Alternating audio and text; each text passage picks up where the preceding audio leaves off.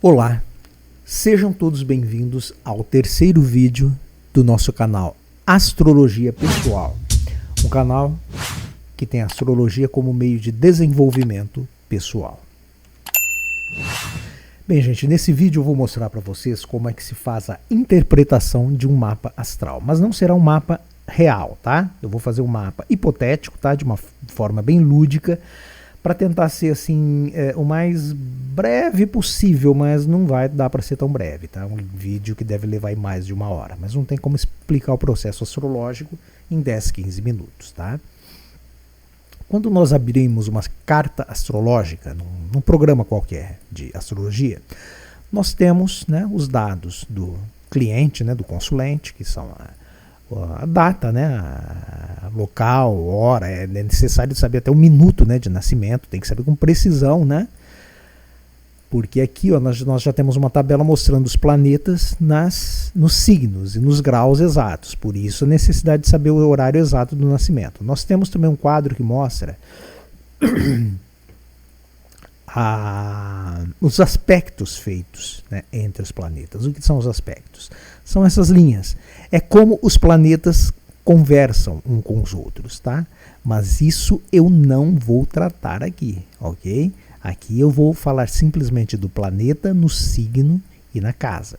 Entendam de antemão o seguinte: o planeta nos signos e nas casas, a meu ver, é 30% do mapa. Os aspectos formados entre eles equivalem a 70% do mapa. Segundo muitos astrólogos, mais que isso, os planetas nos signos e nas casas representam 20% do mapa. Os aspectos entre eles representam 80% do mapa, tá? Então, para vocês verem que não adianta saber o que eu vou passar para vocês aqui, é 20 ou 30% de um mapa, certo? Então, assim, a astrologia ela é bem mais complexa do que eu vou passar. Eu vou passar uma questão bem básica para vocês entenderem como é que funciona, ok?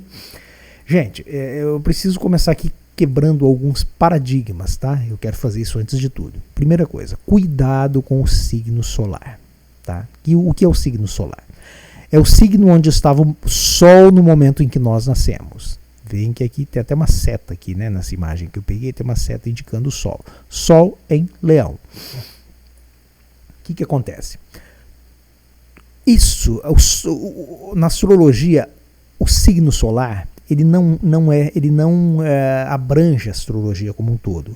Ele é o chamado, né, o famoso horóscopo, tá? Esses dias eu falo isso até porque esses dias eu vi um vídeo na internet, né? Um canal de um físico. É Universo Surreal, me parece. Eu não sei o nome do físico, né? Eu vi ele fazendo uma crítica, né, à astrologia. Na verdade, ele não estava criticando a astrologia, ele estava criticando o horóscopo. Ele dizia o seguinte: que eu não acredito em astrologia porque eu sou virginiano. E quem diz que eu sou um cara organizado, que falam que virginianos são organizados e são metódicos, cara, entra na minha casa. O cara é um físico, nenhum físico. Vê o cabelo do Einstein. Einstein não conseguia nem pentear o próprio cabelo, no seu signo de Einstein. Mas o que acontece? Ser virginiano não é isso, gente, tá? De repente, o virgianismo dele, ele se perde dentro do mapa dele.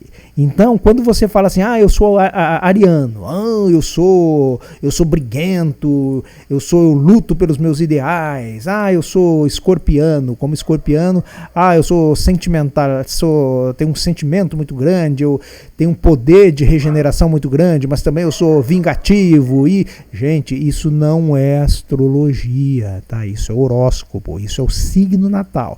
Então, esse físico desse canal, quando ele critica a astrologia, ele não está criticando a astrologia, ele está criticando o horóscopo. Horóscopo que peca e prejudica demais a imagem da astrologia, ok? Bem, vamos lá. Antes mesmo de iniciar a interpretação do mapa, nós costumamos olhar, eu pelo menos olho, repito, cada astrólogo tem um método diferente, tá? O meu método é esse. Eu vejo como estão os elementos. Por quê? Porque os programas eles já trazem isso. Eu não preciso pegar um mapa astral e ficar medindo manualmente. Tá tudo pronto. A tecnologia nos fornece isso. Antigamente tinha que fazer o mapa à mão, né, com livros e livros e fazendo cálculos manuais. Hoje não. Então, por exemplo, aqui nós vemos quais são os elementos: fogo, terra, ar e água. Aqui nós vemos que a pessoa tem mais água no mapa. Significa que ela é sentimental, uma pessoa que tem sentimentos, muito mais que capacidade de ação, que é o fogo, que é 19%, é muito pequeno. Tem as qualidades: cardinal, fixo e mutável.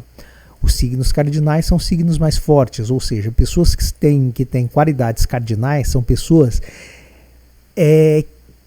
que são grandes iniciadoras. Então são pessoas que se dão bem, por exemplo, montando o próprio negócio. Uma pessoa que tem qualidades mutáveis já é o contrário, já é uma pessoa que é boa em alterar, em melhorar aquilo que já foi criado. Ele já não se dá tão bem trabalhando por conta própria, mas sim, de repente, no emprego. E uma pessoa da qualidade fixa, que é o caso dessa pessoa, desse mapa, já é uma pessoa que ela já tem mais dificuldade em mudar de ideia. É uma pessoa que você não consegue fazer ela mudar tão facilmente de ideia. Cada uma tem as suas qualidades, por isso, né, o nome qualidades, e a pessoa usa isso de acordo com o seu melhor papel na vida, que ela possa desempenhar para cumprir essas qualidades que ela tenha, né? Claro que eu digo, nós temos que ver o mapa como um todo. Isso é só um ponto, tá? Aqui nós temos um resumo do mapa. Aqui é o mapa inteiro, aqui são resumos, né? Mas nós vemos a qualidade, tá? As qualidades. Então o que acontece? De repente, aquilo que eu falei da questão lá do físico lá, que é virginiano. Só que aqui eu coloquei um escorpiano. Vamos supor que eu fiz um mapa de um escorpiano, mas no geral do mapa dele eu descobri o seguinte: ele não é escorpiano, ele é escorpiano e geminiano, e é bastante capricorniano, e ariano ele é muito pouco, as forças de Áries ele tem muito pouco. Os outros 8 signos estariam aqui, mas todos muito mínimos, tá? Por quê? Porque a grande força dele é escorpião, que é o que é ser escorpião? É ser reservado, é ter uma inteligência mais intrínseca, uma coisa mais oculta. E o que é ser gêmeos? É o contrário disso. Gêmeos já é falante, já é comunicativo. Então esse escorpiano que seria reservado já não é mais, ele é falante, tá? Ele é também muito austero, ele é muito sério, ele é severamente trabalhador em Capricórnio, que não são qualidades nem de Gêmeos nem de Escorpião. E Áries, que é muito parecido com o Escorpião, nele já é quase que nulo, tá vendo? A capacidade de ação dele é muito pequena. Então tirem da cabeça essa questão de que eu sou ariano, eu sou assim, eu sou escorpiano, eu sou assado, eu sou, como é que é o signo do outro lá? Virginiano, eu sou assado. Não, isso não é astrologia, não é assim que funciona, ok?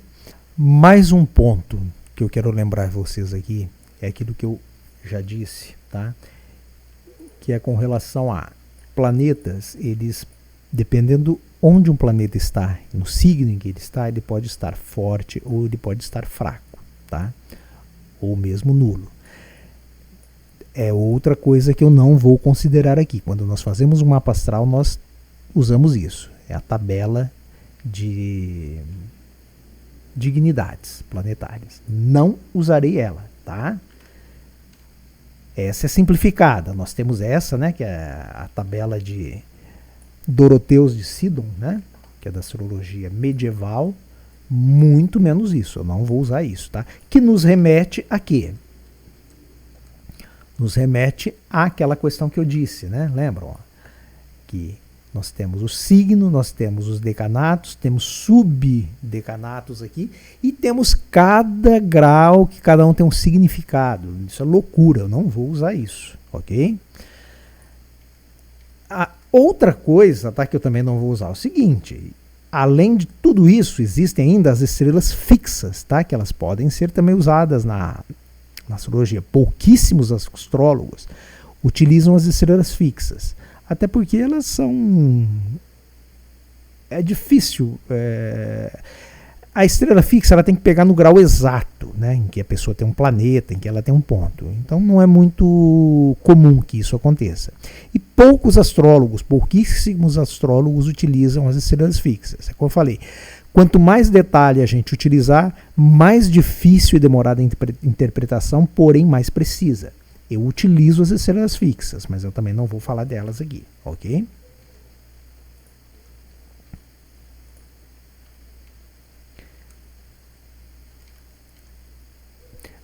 Outro ponto, tá, que eu não vou falar, são os aspectos, tá? Que é aquele quadro que eu mostrei, ó, tá vendo? Como os planetas eles conversam entre si. Que nós temos os aspectos harmônicos, que são trígonos e sextis, os tensos, que são quadraturas e oposições, tem a conjunção, que ela é um aspecto neutro. A conjunção ela é relativa, tá? Vai depender de uma série de coisas. E um aspecto desafiador que é o quincúcio, e mais alguns aspectos. Se eu não vou falar desses, imagina dos outros. E não esquece, eu não vou falar disso, ok? Vamos ao que nós viemos fazer aqui, que é fazer a interpretação de um mapa. Repito, não é um mapa real, concreto, tá? É um mapa fictício, que eu vou trabalhar aqui de uma forma simbólica, tá? De uma forma bem lúdica para ver, para que vocês entendam como é que a gente interpreta o mapa astral. Aqueles pontos, roda da fortuna, vertex e terra, eu não vou usar. Por que eu não vou usar? Porque vai levar muito tempo. Lilith também eu não vou usar, porque iria levar muito tempo, correto? Bem, vamos lá. Nós olhamos para o mapa, correto? Alguns mapas, gente, são fáceis de interpretar, outros não. Esse aqui, por exemplo, seria um mapa aparentemente simples. Por quê? Porque o Áries está na casa 1, então não vai mudar nada aqui. Ó. Já quase metade aqui do mapa, da interpretação do mapa, já está pronta para mim. Mas eu preciso dificultar um pouquinho para não ser tão simples. Então eu preciso escolher um signo. E eu vou pegar entre os signos cardinais, lembram, né? Que são Áries, Câncer, Libra e Capricórnio, que são signos mais, vamos dizer assim, mais melhor visíveis. É mais fácil aqui para eu dar como exemplo. Eu vou precisar de... Eu começo pelo Sol e pela Lua. Lembram disso, né? Que lembro que não são todos os astrólogos, tá? Cada um tem um método de interpretação, mas no final todos dão certo. Mas eu preciso, antes de tudo, escolher um ascendente. Eu vou pegar um signo cardinal, que é o signo de Capricórnio. Tá bom? Então está Capricórnio aqui, ó, cortando no ascendente. Lembram que eu falei dos decanatos, que são as 3 partes. Então, gente, tem um detalhe aqui, que eu quero que vocês entendam. Um Capricórnio cortando no ascendente no primeiro decanato tem um significado. Se ele cortar no segundo decanato, ele tem um outro significado. Se ele cortar no terceiro decanato, ele tem outro significado. Então eu quero que ele corte no primeiro decanato. Fica mais fácil. Porém, se ele cortar aqui na cúspide, o que significa cortar na cúspide? Se ele cortar aqui exatamente onde corta a primeira casa, vai ficar um pouco difícil da gente visualizar, porque todos os signos vão estar cortando aqui. Então eu quero que ele corte um pouco antes. Dessa forma, as cúspides das casas vão cortar, tá vendo? Ó, dentro dos signos. Como estava, ela não cortava no signo, ela cortava entre os signos. Aí ficava um pouco difícil da gente visualizar.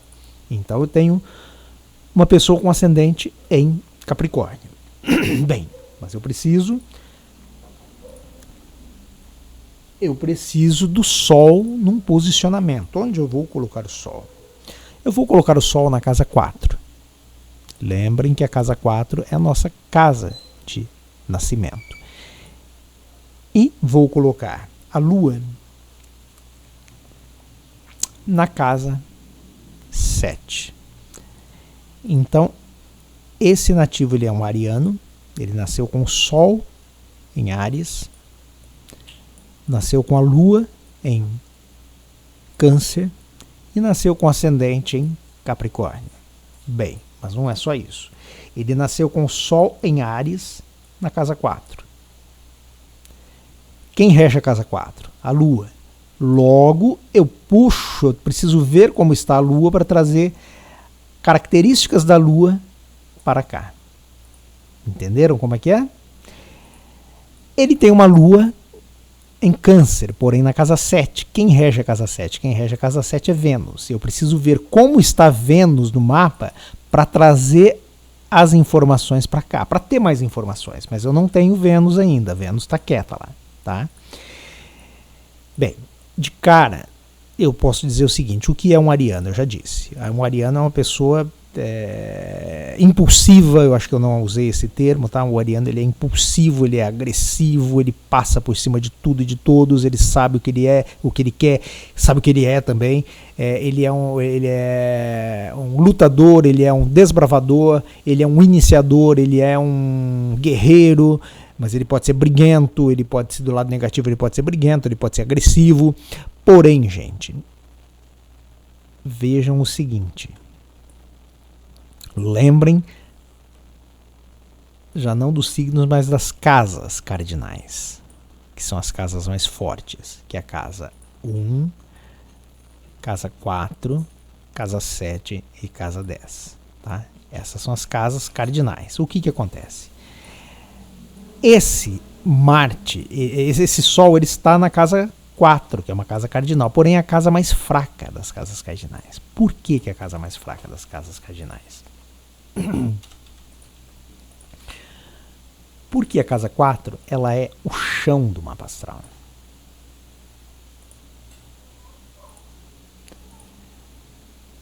Logo, a casa 4 é uma casa onde os planetas eles ficam algo que enfraquecidos. Se fosse no alto do céu na casa 10, a casa 10 é o meio-dia. A casa 4 equivale à meia-noite. Então, o que isso quer dizer? Quer dizer que esse Áries dele está enfraquecido. Certo? Além disso, ele tem um ascendente em Capricórnio. O que é o ascendente? O que é Capricórnio? Capricórnio não as pessoas capricornianas, não é isso. O signo Capricórnio, o simbolismo de Capricórnio, são de pessoas extremamente sérias, de pessoas extremamente reservadas, trabalhadoras, batalhadoras. E isso, ele é regido por Saturno, que eu já falei que é o velho, é o ancião, é o sábio. Onde nós temos Saturno, nós temos atrasos, porque Saturno segura a gente, é o senhor do tempo. Tá? É chamado na astrologia o Senhor do Tempo e é também chamado o Grande Maléfico. Tá? O que acontece?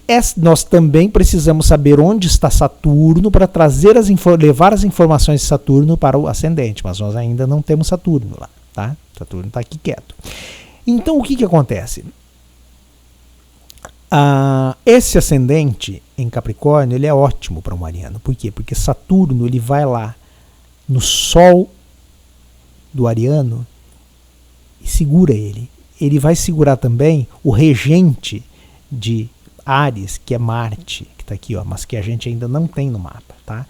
Então, esse ariano, ele já não é mais aquele ariano tradicional, que é como está lá, eu sou ariano, então eu sou assim, eu sou assado. Não, não é mais. Acabou. Esse ariano ele já está totalmente enfraquecido na casa 4 e não enfraquecido, mas controlado por Capricórnio. É ótimo um Áries, um Sol, né, ele ser controlado por um ascendente em Capricórnio. Tá? Capricórnio, ele segura a impulsividade e a agressividade de Áries, tanto de Áries quanto de Marte. Tá? E ele tem uma Lua em Câncer. A Lua em Câncer, eu falei que eu não ia falar das dignidades, mas aqui eu posso dar umas palhinhas. Sol em Áries, ele está, vamos ver lá, rapidinho, tá? Ó, Sol Como está em exaltação. E como está a Lua? Nós vamos ver a Lua em Câncer, ele está em domicílio. Então, esse Sol e essa Lua estão muito fortes, tá? Porém, o Sol está enfraquecido na casa 4, tá? A Lua, nós teríamos que ver como é que a Lua está em Libra. Libra não está aqui, então ela está fraca na casa. Mas eu nem vou perder tempo aqui, tá? Então a gente já sabe que pela casa Libra, a Lua está um pouco fraca, mas está muito forte no Câncer. E o que é uma Lua em Câncer? É 2 vezes Câncer, porque a Lua rege Câncer. Então é uma pessoa muito cuidadora. É uma pessoa que gosta muito de cuidar das pessoas. E a casa 7, ela se relaciona às amizades. O outro se refere ao marido, à esposa, ao sócio, aos amigos próximos. Então, esse ariano é um ariano também na casa 4. De cara nós vemos que é o quê? É um ariano caseiro. Tá? Um ariano que se sente melhor dentro de casa. Ele não se sente bem indo para a rua, saindo. Ele se sente melhor dentro de casa e ele é muito devotado aos amigos, tá? E com um ascendente em Capricórnio, é uma pessoa muito trabalhadora, muito batalhadora. É alguém que não mede esforços para subir na vida. Vou mostrar o que é o simbolismo de Capricórnio. Aqui. Capricórnio é a cabra montanhesa, tá vendo? Ela não mede esforços para subir em muros, subir em montanhas, subir em árvores. Ela vai atrás do que ela quer. Enquanto, já vou mostrar o simbolismo de Áries. Áries é isso aqui, ó, tá vendo? É aquele que vai de cabeça, entra de cabeça. Ele não quer saber se vai dar certo ou não. Ele simplesmente sabe o que ele quer, ele vai e faz. Já Capricórnio, ele tem também essa energia de não medir esforços, mas Capricórnio raciocina, tá? Áries não raciocina, Áries age por impulso. Capricórnio, então, controla a impulsividade de Áries, ok? Bem, sigamos. Eu vou fazer uma brincadeirinha aqui para vocês entenderem algumas coisas. Vamos supor que esse ascendente em Capricórnio tivesse Marte conjunto ao ascendente. Algumas coisas iam mudar aqui. Capricórnio, que é a aparência da pessoa, uma pessoa com ascendente em Capricórnio, via de regra, assim, é uma pessoa muito séria. É uma pessoa assim com aspecto bem severo, uma pessoa que não introspectiva, muito trabalhadora, muito batalhadora. Com Marte aqui, é uma pessoa que você não vai ver os via de regra, gente, tá? Lembrem-se que isso pode ter alterações. Por quê? Porque quando eu tenho Marte aqui, eu preciso ver como está o Áries dele. E não só isso, tem que ver toda aquela questão da conversa entre os planetas, né? Que são os aspectos. Estou falando assim de modo geral, como simbologia. Uma pessoa com Capricórnio no ascendente, conjunto a Marte, é uma pessoa que provavelmente você não vai ver os dentes dela, é uma pessoa que não sorri. É uma pessoa muito, mas muito séria. Normalmente quando eu vejo um Marte em Capricórnio, eu já vejo que é uma alma de um militar, tá? É uma pessoa que tem um talento natural para as armas. Por quê? Marte é o guerreiro, é o soldado. Saturno, regente de Capricórnio, enquanto Marte é jovem, guerreiro, né, impulsivo, Saturno, que já é o velho, já é o ancião, já é o sábio, é quem? É o arquétipo do general, tá? Então, é o guerreiro no quartel-general, tá vendo? Tá? Então, o posicionamento de Marte em Capricórnio, via de regra, nos mostra que a pessoa tem um espírito bem aventureiro em Áries e só que militar em Capricórnio. Por isso é uma pessoa muito séria. Tá? Outra coisa, independente de ser homem e ser mulher, tá? O mapa astral ele não nos mostra o sexo da pessoa, tá? Um mapa, ele vale tanto para homens quanto para mulheres. Então, se fosse uma mulher com esse posicionamento, normalmente uma mulher que tivesse um ascendente cortando em Capricórnio com Marte, ela também teria essa tendência meio militar. Então ela seria uma mulher assim, ela não seria muito masculina na forma de se mostrar, de se vestir, ela seria meio rústica. Não seria aquela mulher assim de se pintar muito, né? Seria uma mulher, nada a ver com homossexualismo, tá? Não tem nada a ver isso aqui, eu estou falando de polarização energética, tá? Então tanto homem quanto mulher aqui seria uma pessoa muito séria. Outra coisa que eu diria, se eu visse um Marte no ascendente, é que a pessoa provavelmente pode ter nascido de uma cesariana, tá? Um Marte na casa 12, eu diria que a pessoa pode ter corrido risco de aborto, por exemplo, algum risco de vida ela correu. No ascendente pode ter corrido também risco de vida. Se tivesse um Urano aqui, nossa, o risco de vida teria ser enorme. Se fosse um Plutão aqui junto, ela sobreviveu por milagre, tá? Via de regra é assim. Volto a dizer, não levem ao pé da letra, tá?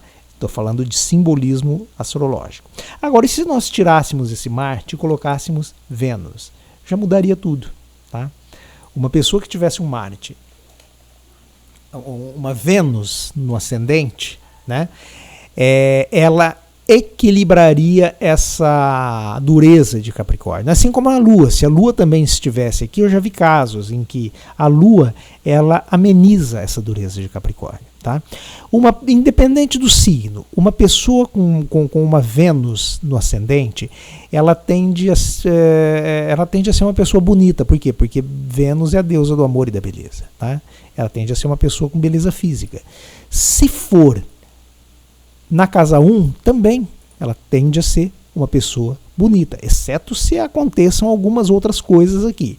E se for uma Vênus na casa 12, aí complica. Uma Vênus na casa 12, Vênus, ela é a deusa do amor, né?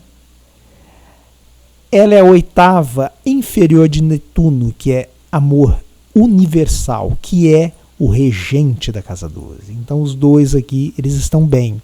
Uma pessoa que tem uma Vênus na casa 12, a casa 12, na astrologia mundial, ela simboliza a humanidade. Eu falei, é lugar de sofrimento, de confinamento, de sofrimento humano. Então uma pessoa que tem uma Vênus aqui é aquela pessoa que vai amar, mas amar sim a humanidade, vai amar não no sentido carnal que é Vênus. Vênus é amor carnal.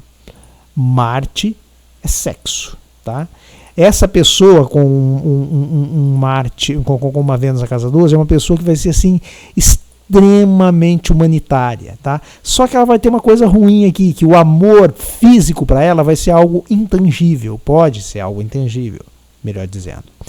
É uma pessoa que ela pode ter dificuldade em se apaixonar, dificuldade em aceitar a própria beleza, a própria autoimagem de beleza. É uma pessoa que pode se apaixonar muito por pessoas na internet, é uma pessoa que pode se apaixonar por pessoas em amores proibidos, tá?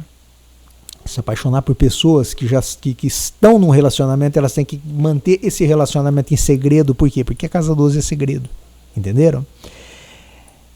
Então eu fiz isso aqui como um exercíciozinho só para vocês verem como é que funciona, tá? A interpretação de um mapa. Como é que um mapa ele pode se desdobrar em outras situações. Vamos manter o nosso Marte aqui, manter o nosso soldado aqui, né? O nosso militar aqui. Vamos acrescentar mais um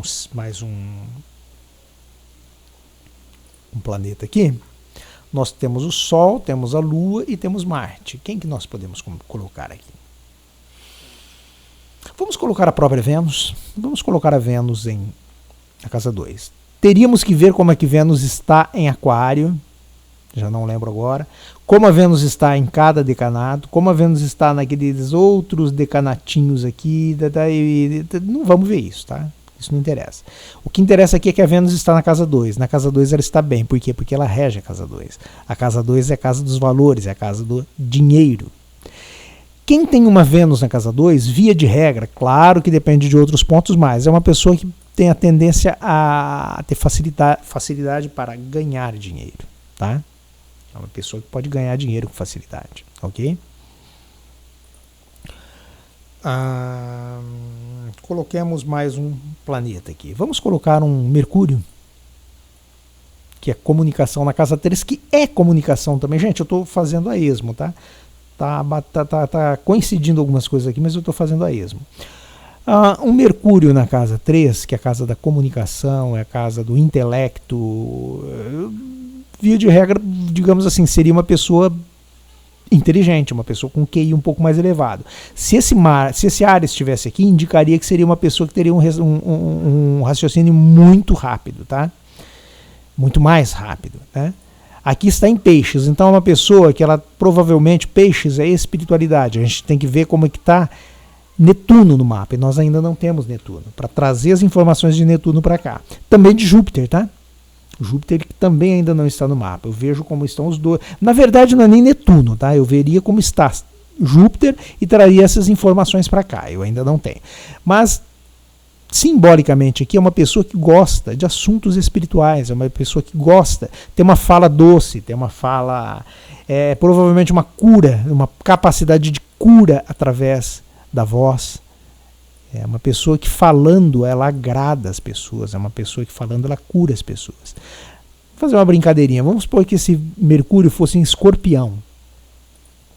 Primeiro, Mercúrio em Áries, vamos supor que fosse um Mercúrio em Áries. Também estaria enfraquecido na casa 4, mas não é isso que importa. Áries é agressividade, então uma pessoa com Mercúrio em Áries tende, via de regra, a ser uma pessoa que fale rápido, se atropele ao falar, tá? Aqui ela é inteligente, se fosse Marte aqui, ela seria inteligente e rápida ao falar. Aqui ela já se embananaria um pouco para se comunicar, porque ela pensaria rápido demais e a fala não conseguiria acompanhar. Mas seria também uma pessoa agressiva na forma de se comunicar, tá? Seria uma pessoa que poderia ser briguenta conversando. E se fosse em Escorpião? Em Escorpião, o Escorpião rege os órgãos genitais. Logo, normalmente uma pessoa que tem um Mercúrio em Escorpião, ela tende a ser o quê? Desbocada. Uma pessoa que gosta de xingar, tá? Cada posicionamento desse que eu estou falando, gente, existem outras formas, tá, de acontecer a mesma coisa de outras maneiras dentro do mapa, tá? Tem mais isso também, mas também não vou falar disso, senão a gente vai ficar aqui até o fim da vida. Vamos acrescentar mais um astrozinho. Vamos colocar o grande maléfico, Saturno, o senhor do tempo. Vamos colocar ele na casa 6. Casa 6 que é cotidiano, trabalho cotidiano, saúde, portanto doença. O que acontece com Saturno? Com Saturno na casa 6, quando eu vejo um Saturno na casa 6, eu sempre falo assim, que tudo depende, né? Mas algumas coisas parece que são pontuais, né? Quando eu vejo uma pessoa que tem um Saturno na casa 6, eu já sei que ela é hipocondríaca. Por quê? Saúde. Então é uma pessoa que tem medo de doenças, porque Saturno rege também os nossos medos, tá? Onde Saturno está, nós podemos ter medo. Então é uma pessoa, por exemplo, que os gêmeos dela aqui, a capacidade de comunicação intelectual dela pode ser um pouco bloqueada por esse Saturno, tá? Ela pode ter aqui também, com um Saturno, ela pode ter alguns problemas, porque Saturno mostra as nossas possibilidades de doenças, né? Então ela pode pegar aqui algumas possibilidades de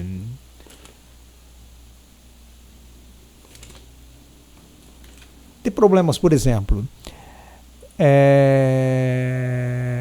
ósseos, né? Saturno é estrutura. O que é estrutura? Estrutura é a nossa espinha, por exemplo, a nossa coluna vertebral, ela pode ter problemas relativos a ossos, né? Uma outra questão que eu falei que eu não vou falar de aspectos, mas eu vou brincar com um aspecto aqui só para vocês terem uma noção. Vamos supor que aqui esse Saturno ele estaria meio que fazendo aqui uma oposição a Marte. Marte, que no ascendente é o nosso primeiro talento, né? Marte, que é impulsividade, agressividade, mas que está enfraquecido já aqui, ó, Saturno enfraqueceria ainda mais. A capacidade de ação dessa pessoa seria atrasada por Saturno. O cara ele fala assim, eu vou fazer, eu vou realizar. Saturno vai lá e fala assim, não, ainda não. Você não está pronto. Espera que você não está pronto para isso. Se é um Sol, eu quero realizar, é o meu sonho de vida. Saturno vai lá e fala, não, ainda não, você não está pronto. Mais um detalhezinho só para vocês verem, uma coisa interessante. Se fosse Vênus aqui, que eu disse que Vênus no ascendente, via de regra, simboliza que é uma pessoa bonita. Aqui a coisa já complicaria. Um Saturno aqui, o que ele faria? Essa pessoa provavelmente teria um problema de pele, por exemplo. Por quê? Porque Vênus, que é beleza, Saturno iria atrasar esses assuntos. É uma pessoa que poderia ter insegurança com relação à sua beleza. Uma pessoa que não se acha bonita. Capricórnio é um signo um pouco pragmático, um pouco endurecido. Um Escorpião aqui daria mais sensualidade. Libra daria mais beleza ainda, tá? Quem tem Vênus em... Opa, escapou. Quem tem Vênus em Libra, normalmente... é poeta, tem talento para poesia, tá?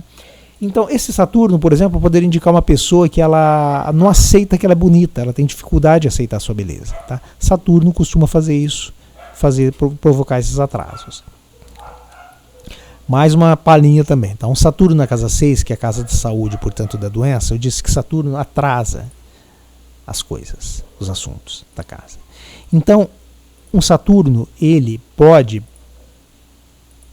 atrasar processos de saúde, é meio complicado, mas atrasar as doenças é mais fácil a gente entender. Então, quem tem o Saturno na casa 7 tem o risco de ter uma vida longa, não com promessa de saúde, mas ter uma vida longa. Por quê? Porque a casa 6 é uma casa que fala de doenças. Então, Saturno tende a atrasar as doenças na vida da pessoa. A casa 8, que é uma casa de morte. Saturno na casa 8, primeiro, Saturno na casa 8, eu já vi, via de regra, ele provoca depressão na pessoa, porque casa 8 é psique, inconsciente. Então, Saturno aqui, via de regra, ele pode provocar processos depressivos. Porém, ele possibilita também uma vida longa para a pessoa. E um Saturno na casa 4, que é a última fase da nossa vida, é a nossa velhice. Um Saturno na casa 4, ele vai atrasar a nossa velhice, ou seja, quem tem Saturno na casa 4 vai demorar para morrer. Silvio Santos tinha, meu pai também tinha Saturno na casa 4, deu um trabalhão para morrer, tá? E um Saturno também na casa 7, porque o Sol nasce no ascendente e morre no descendente. Então a casa 7, de certa forma, ela representa um pouco a morte também. Um Saturno na casa 7, ele iria provocar problemas no casamento, nas associações, nas sociedades e nas amizades da pessoa, mas também daria à pessoa longevidade, tá? Algumas palhinhas que eu estou dando aqui para que vocês compreendam algumas coisas interessantes que a gente vê no mapa astral. Vamos seguir em frente. Vamos colocar mais um planeta aqui no nosso mapa fictício.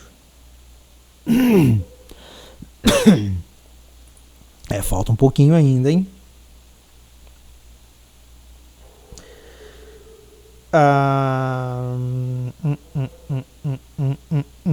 Vamos colocar aqui o nosso... desculpa. Tá aqui. O Vênus é na casa 2, Marte é no ascendente. Vamos colocar um Júpiter. Vamos colocar um Júpiter na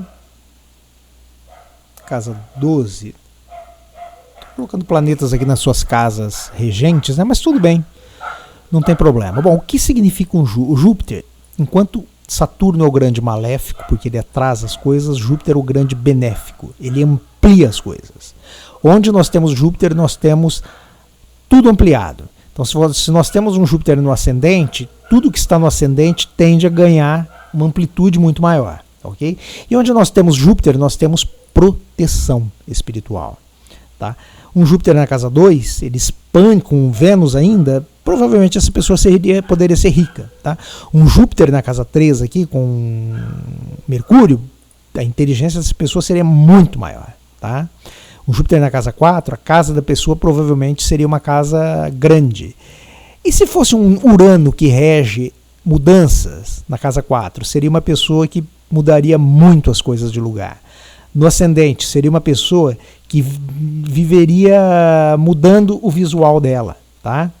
Fosse um Urano na casa 7, seria casamento, seria uma pessoa que poderia passar por separações constantes. Um Urano na casa 8, que é a psique, Urano na casa 8 na psique, seria uma pessoa que teria mudanças bruscas de humor, seria o tal do, como é que chama?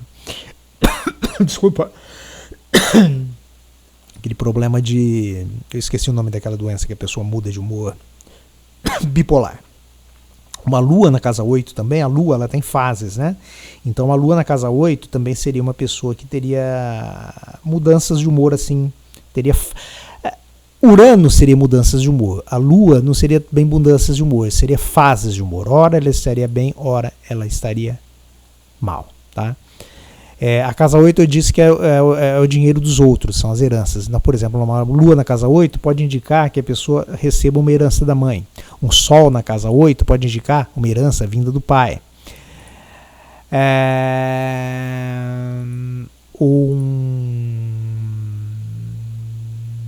Bom, deixa, por enquanto vocês entenderam, tá? O que é a casa 8 com relação a heranças, né? Para terminar, uma herança, uma Vênus, o dinheiro pode vir das mulheres em geral. Um Marte, o dinheiro pode vir dos homens em geral, através de algum tipo de trabalho. Vamos lá, vamos colocar mais um planetinha aqui. Vamos colocar um Urano. Vamos colocar o Urano na casa 8, como eu falei, tá? O Urano, não só na casa 8, mas ele está em Leão, né?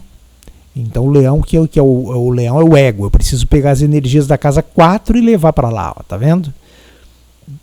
Então a pessoa, como a casa 8 ela rege também o sexo, é uma casa que nessa configuração é uma pessoa, por exemplo, que provavelmente preferiria fazer sexo em casa, casa 4.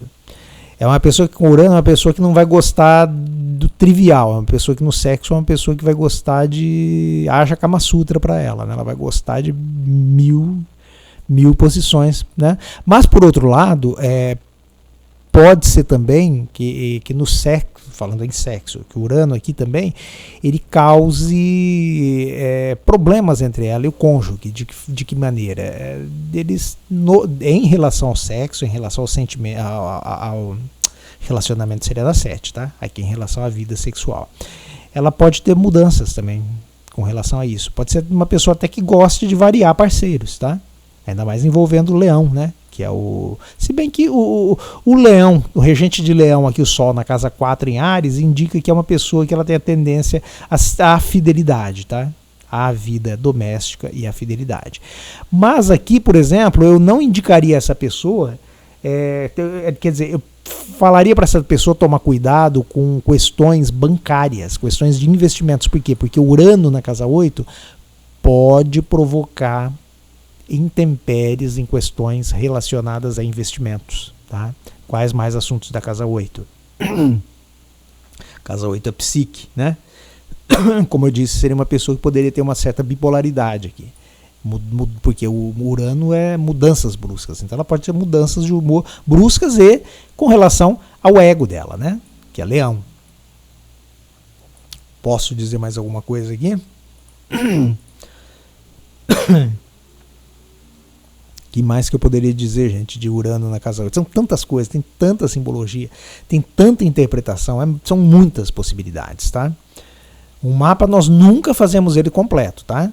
A gente faz um mapa o meu próprio mapa que fizeram para mim há mais de 20 anos atrás, e o meu mapa é muito simples até hoje eu descubro coisas novas nele que eu não tinha visto antes. E isso, toda semana eu descubro alguma coisa que eu não tinha visto antes, tá, gente? O mapa, quando eu falo assim, eu faço um mapa completo, o mapa nunca é completo, tá? O mapa, nós sempre vamos descobrir coisas novas nele, ok?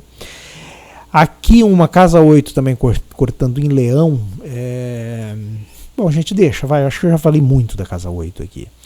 Eu falei que a casa 8 também é aquilo que nós não reconhecemos em nós mesmos, então é uma pessoa que não vai reconhecer essa tendência dela ter mudanças, tá? Dela ter essas tempestades mentais. Isso pode gerar uma certa tempestade mental na pessoa, tá? E ela tem essas mudanças bruscas de humor. Ela vai querer, primeiro ela vai querer esconder isso dos outros. De que forma?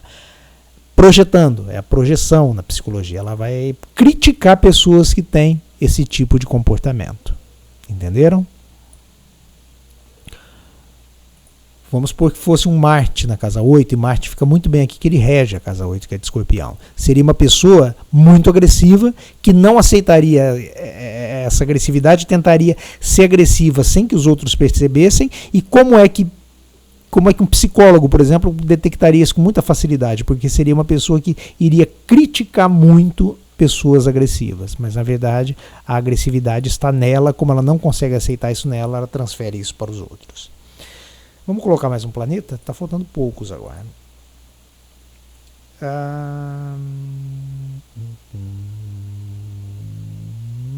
Vamos colocar um Netuno. Onde é que eu posso colocar Netuno, gente? Vou colocar o Netuno na casa 10. Muito interessante Netuno na casa 10 e por coincidência em Libra. Por quê? Eu disse que a casa 10 é a nossa carreira, né? Vou repetir mais uma vez, tá? Primeiro talento, ascendente. Segundo talento, nós vemos na casa 5, potencialmente. Na casa 2, nós vemos aquele talento que nós temos para gerar dinheiro, tá? Não com o trabalho da 6, não com a carreira da 10. Mas nós um freelancer, por exemplo. Então, trabalhos de freelancer. Nesse caso, é uma pessoa que tende a ganhar dinheiro, pode ganhar dinheiro com assuntos, com internet, tá? Aquário aqui, ó. Ela pode ter um canal no YouTube, ser uma influencer, é uma grande possibilidade não de carreira, mas para ganhar dinheiro. Ela pode trabalhar com comunicação, ó, cortando em Gêmeos, que é comunicação. Ela pode trabalhar com publicidade, com jornalismo, de novo com internet, que é comunicação. Tá? E a carreira dela é em Libra, então ela pode ser uma artista, ela pode trabalhar mais uma vez aqui com comunicação, que é Libra, pode trabalhar com arte, pode trabalhar com beleza. Se ela tivesse uma Vênus aqui, ó, eu diria assim, ela pode... Opa, acabei com a Vênus aqui. Se ela tivesse uma Vênus, eu diria o seguinte, ela pode trabalhar, por exemplo, com um salão de beleza, que trabalha com mulheres, né? Pode trabalhar também na área da justiça, porque Libra, equilíbrio, né? É a justiça. Então ela pode ser um advogado, uma advogada, juiz, promotor, pode trabalhar nessa área. Pode ser também um grande músico. Por quê? Porque Libra, assim como Peixes, regem a música. E olha onde está o poder intelectual dela, em Peixes, que é música. Que tem como regente Júpiter, que está na espiritualidade, e o próprio Netuno. Elvis Presley, tá? Tinha Netuno na casa 10 e vivia de música. Então essa pessoa é potencialmente uma pessoa ligada às artes, porque Libra se liga às artes, em todas as artes, e também a música, e fortalece aqui, esse Netuno fortalece a possibilidade dessa pessoa vir a ter uma carreira na música, certo? Vamos lá, que mais que eu posso fazer aqui, gente? Mais um detalhe, deixa eu brincar um pouquinho com essa carreira da pessoa. Vamos supor, pode até manter Netuno aqui, que ele tem a ver. Vamos supor que tivesse um Marte aqui, tá? Marte é o guerreiro, né? Ele está em Libra, então ele fica fraco aqui, tá? Marte, que ele enfraquece. Marte é o guerreiro, é aquele que usa espada para perfurar o inimigo, né? E matá-lo. Porém, se por um lado Marte simboliza a espada que mata, também pode simbolizar também o bisturi que cura. Então uma pessoa com Marte na casa 10 em Libra pode ser um cirurgião, alguém que use a energia de abrir a outra pessoa, não o oponente para matá-lo, mas o paciente para curá-lo. para equilibrá-lo, a Libra. É um bom sinal também de alguém que trabalhe com acupuntura, alguém que use a energia de Marte, de furar as pessoas para equilibrá-las, para curá-las, tá?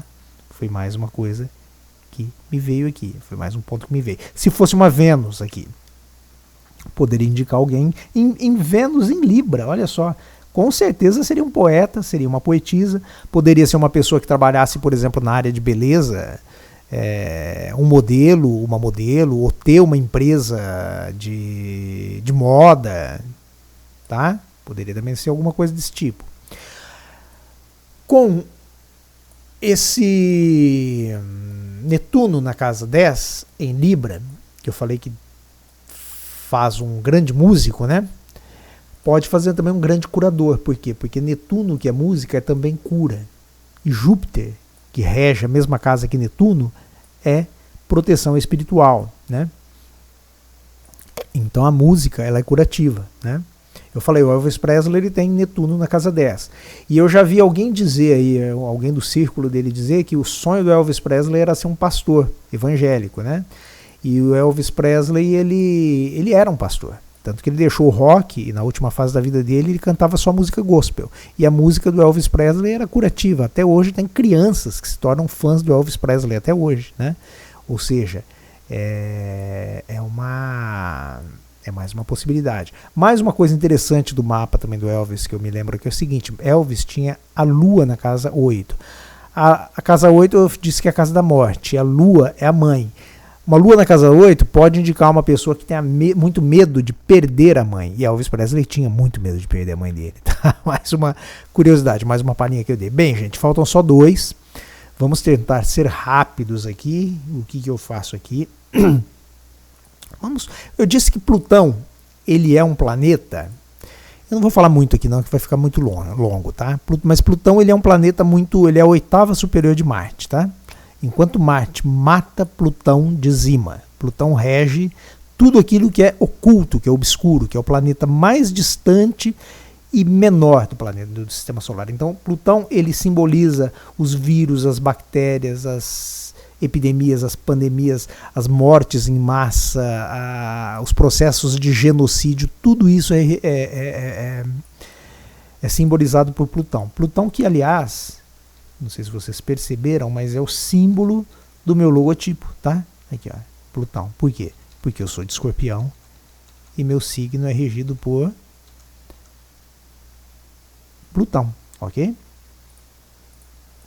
Isso do lado negativo. Do lado positivo, Plutão rege a regeneração e também a cura, tá? Então, uma pessoa com Plutão bem aspectado no mapa, ele é um grande curador, uma pessoa assim com grande poder de superação, tanto para ele quanto para os outros. Já um Plutão mal aspectado no mapa pode causar sérios problemas. Pode ser uma pessoa um pouquinho difícil, tá? Uma pessoa bem difícil de lidar. Se ela tiver, nesse momento, aliás, no céu estão alinhados, não, estão em oposição, Plutão e Marte. Plutão, que é a 8ª superior de Marte, Marte que é a 8ª inferior de Plutão. Esse é o posicionamento de todos os posicionamentos astrológicos, esse é o posicionamento mais perigoso que existe, tá? Está no céu nesse momento, tá? Nesse momento os dois estão em oposição. Hoje é 25/10/2024. Bom, coloquei um Plutão aqui na casa 9. O que é a casa 9? Eu falei que a casa 9 é a casa da sabedoria, da casa das religiões, é a casa das filosofias. Uma pessoa com Plutão na casa 9 tende a ser uma pessoa que ela busque esses assuntos, tá? Seja filosofias de vida, seja a religião, tá?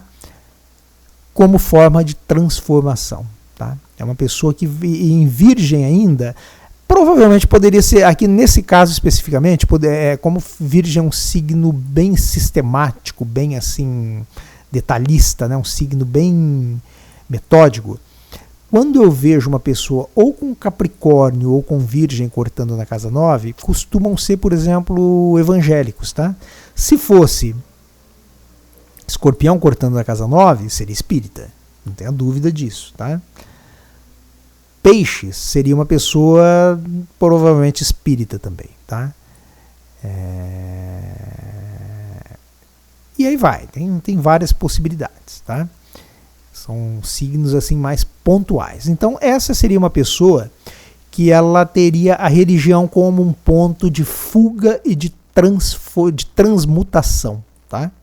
Falta o último, que é Quiron. O que é Quiron? Quiron é a ferida que nunca se cura. Onde nós temos um Quiron no nosso mapa, nós temos uma ferida aberta que nós não conseguimos fechar. E como nós fazemos? Vou contar rapidinho para que vocês entendam. Quiron, na mitologia grega, é muito bom, tá? Estudar mitologia grega, se você for estudar astrologia. Eu vou depois, posteriormente, criar um curso, tá? Vou colocar tudo isso. Quiron era um asteroide. Falei besteira. Quiron é um asteroide. Na mitologia, Quiron era um centauro. E ele ganhou de Zeus, pela bondade dele, Deus presenteou ele com o dom da imortalidade. Ocorre que no momento em que Deus vem da palavra Zeus, tá? No momento em que Zeus transforma ele em imortal, Hércules, por acidente, acerta uma flechada na coxa dele.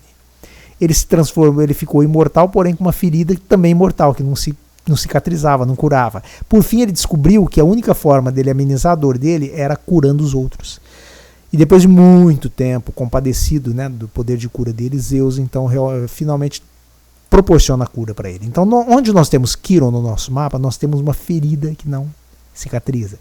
Se nós temos uma ferida, se nós temos um Quiron no ascendente, nós temos uma ferida na nossa autoimagem, e nesse caso na nossa capacidade de ação, tá? Se nós temos uma ferida, o Quiron na casa 2, nós vamos ter dificuldade em ganhar dinheiro. Quiron na casa 1, nós vamos ter dificuldade com a nossa autoimagem, novamente. Se nós temos Quiron na casa 4, é muito provável que nós tivemos algum problema na nossa adolescência, na nossa infância, aliás, com relação à nossa casa ou à nossa mãe. A mesma coisa um Quiron em Câncer, tá? Um Quiron na casa 7. O casamento e as sociedades podem ser um pouco complicadas. Cuidado, de repente você tem Quiron nesses lugares. É o que eu falei, cuidado, isso são simbolismos que eu estou passando, tá? Na verdade, depende dos 80%, 70%, 80% de todo o mapa para dizer como que é um Quiron, na verdade, porque existem formas da força desse Quiron ser ou piorada em alguns casos, ou na maioria dos casos, melhorada, tá? Então, gente, Quiron é isso. Onde nós temos Quiron, nós sentimos como que nós não conseguimos resolver os problemas daquele signo e daquela casa. Então, o que acontece aí? A vida nos convida a usar essa dor que nós temos. Se nós não conseguimos resolver em nós mesmos, ela nos convida a trabalhar isso para ajudar aos outros, tá? Porque dessa forma nós amenizamos a nossa dor. E no fim a gente acaba assim como Quiron, não o asteroide, mas o Quiron da mitologia grega, o centauro, acabou sendo curado por Zeus. Ou seja, se nós dermos o melhor de nós para falar assim, eu não consigo resolver esse problema na minha vida, então eu vou ajudar aos outros a resolver. Tem uma frase muito bonita da Madre Teresa de Calcutá, algo assim, ela fala algo assim: se um dia a sua vida perder o sentido, use-a para ajudar os outros a achar sentido na vida deles. É algo mais ou menos assim. Isso é extremamente quironiano, ou seja, se você tem uma ferida na sua vida, sei lá, por exemplo, na casa 3, que é a comunicação, a pessoa pode ser gago, por exemplo. Então, se ela usa isso para ajudar outras, vamos supor um Quiron na casa 8, que é psique. É uma pessoa que vai ter problemas psicológicos e ela não consegue encontrar a cura nela. Ela é um grande psicólogo, tá? No ascendente, dão grandes professores, porque é o primeiro talento nosso. Na casa 8 e na casa 12 dão grandes psicólogos, tá? E vamos supor que a pessoa se torne um psicólogo, um psicanalista e come para quê? Para ajudar as pessoas.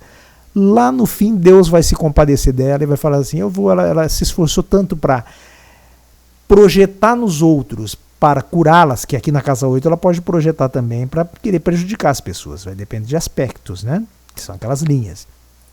Mas se ela usar esse Quiron para ajudar as pessoas, no final Deus acaba ajudando ela, né? Então vamos ajudar esse nativo tirando o Quiron do mapa dele. Né? Ele não vai ter o Quiron aqui para causar nenhuma dor dele. Então assim, gente, basicamente a interpretação de um mapa astral é isso, tá? Uma última coisa que eu quero falar é o seguinte, é o stellium. O que é stellium? Stellium é quando nós temos 3 ou mais planetas num signo ou numa casa, tá? Quando nós temos 3 ou mais planetas num signo ou numa casa, nós tendemos a ter uma obsessão pelos assuntos daquela casa. Então, se é na casa 1, é uma pessoa que ela vai ter uma tendência a ser egóica, egoísta até, tá? Se é um stellium na casa 12, por exemplo, que é a espiritualidade, vamos pôr aqui 4 planetas, é uma pessoa que ela vai ter uma obsessão em querer ajudar os outros, mas ajudar assim, em grande escala, tá? Ajudar mesmo em nível de humanidade, tá?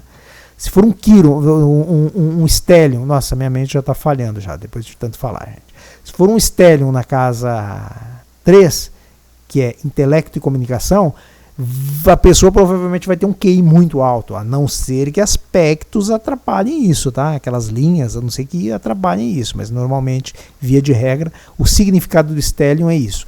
Onde nós temos um stellium, ou seja, a conjunção de 3 ou mais planetas, nós tendemos a ter uma obsessão pelos assuntos daquela casa, certo? Gente, basicamente é isso. Eu acho que eu fiz de forma entendível, compreensível. Dúvidas, sugestões, críticas, deixem nos comentários. Cansei, tô cansado já, gente. Já são quase 10 da noite. Eu tô aqui desde as 4:30 da tarde gravando. Bom, repito, dúvidas e sugestões deixem nos comentários, tá? Curta o nosso vídeo, tá? Compartilhe, clique aí no sininho, né, para receber novidades, siga as minhas redes sociais, o Facebook, o Instagram, né? E eu agradeço a todos por estarem comigo, nem sei quanto tempo deu de vídeo, com certeza mais de 1 hora, tá? Mas eu espero ter mostrado, ter dado uma síntese assim para vocês compreendam como funciona a interpretação de um mapa astral, se bem que compreendam, tá? O que eu fiz aqui não é nem 5% do que é a interpretação de um mapa, tá? Mas é para que vocês conheçam a simbologia o simbolismo da astrologia e como é o método para fazer a interpretação de um mapa astral, certo? Agradeço a todos. Muito obrigado. Para mim é uma boa noite. Para quem está assistindo, um bom dia, uma boa tarde ou uma boa noite, tá? Muito obrigado. Até o nosso próximo vídeo.